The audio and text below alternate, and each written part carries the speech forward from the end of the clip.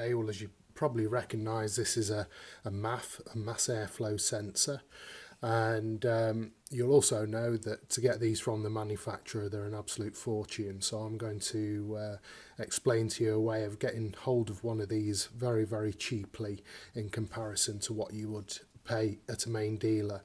This particular one would cost around about £180 for my Volvo, but I've seen them for, like Audis, BMWs, those kind of prestige marks. I've seen them for £300, and so I'm going to explain to you how to save yourself a bit of money and also show you how, as a motorist, we are getting ripped off really with these. So when I say this is a MAF, it's not strictly true, because actually what it is two components. If you go into a dealer and buy a MAF, this is what you'll get, this big lumpy, clunky thing here. But it's actually two components, and that is a MAF sensor housing, which is the main body here, and then the MAF sensor itself. But they sell it as a complete unit. You can actually see the sensor in there, it comes through the hole. And they sell it as a complete unit, and it's screwed in there. And the reason they sell it as a complete unit, and the reason they screw it into the body using, I don't know whether you can make those out, these are 5-star Torx security bolts. Now most toolkits do not come with 5-star Torx, and so basically they use those because they don't want you to see what I'm going to show you now. And you can basically undo them by persevering with some pliers, or for about £1.50 from eBay you can actually get a MAF Torx screw to actually undo it. And the way that you save money is you don't buy the whole thing, you buy the sensor itself.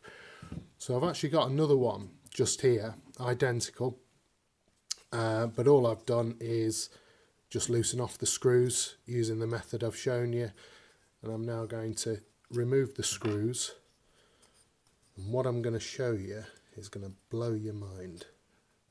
Okay, well, maybe I've built that up a little bit too much, but hopefully you'll find it interesting. All you do is you just gently twist it whilst gently pushing up from inside, and out comes the sensor. This is it, this is the MAF sensor. Okay, now I'm sure that a dealer will tell you that, well, they sell it in the housing to protect this very delicate piece of equipment. Well, there's loads of delicate sensors that you buy for cars that don't come in a completely unnecessary housing.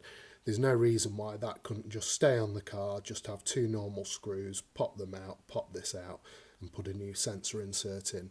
But they put it in this housing because what they don't want you to see is that the sensor itself isn't a dedicated sensor for your particular car. Okay, it's made by Bosch, so it's top quality, and I would always say don't go for these cheap generic MAF sensors. Always go for for a Bosch, Lucas, Siemens, whoever makes it for your car. Always go for that. But this particular sensor doesn't carry, you'll notice it doesn't carry any manufacturer markings for the car, and there's no part number for my car. All it carries is this Bosch part number, and I don't know whether it's too small for me to get a focus on it. There we go. F00C2G2064. And if I Google that, what I find is that this sensor is also fitted to Fiats and Alphas and Lancias, and I've also seen one site where it was also on Vauxhalls. So straight away you can see that this dedicated sensor that comes in your manufacturer branded housing and all of that, you can see that it's not just for your car, it's a general sensor, and all they do is then do a manufacturer's branded housing, stick it in there, and then you charge whatever they want to charge you. So I can pretty much guarantee that if you've got an Audi and you take off the sensor and unscrew it in the way that I've shown you, you will find this part number, and you will find almost certainly that you can go to another manufacturer to buy their sensor. That said, to get them even cheaper, you just get them off eBay. You always get the genuine one though, so you get them off eBay from a breaker, or you go to a breaker's yard, and you buy them from there, because really they're incredibly reliable. MAF sensors. People talk about cleaning them and what have you, and you can clean them if they get dirty, but they shouldn't really get dirty because of where they live. If you imagine, obviously it's in the housing, it only has filtered air passing through it from the air filter, so they shouldn't really get dirty. So if you've got a filthy or oily MAF, then look into the reasons why that's happening, because if it's killing your current MAF, then, and you go spending, you know, £200-300 on a replacement, you're just going to have exactly the same problem again if you've got an ongoing running issue.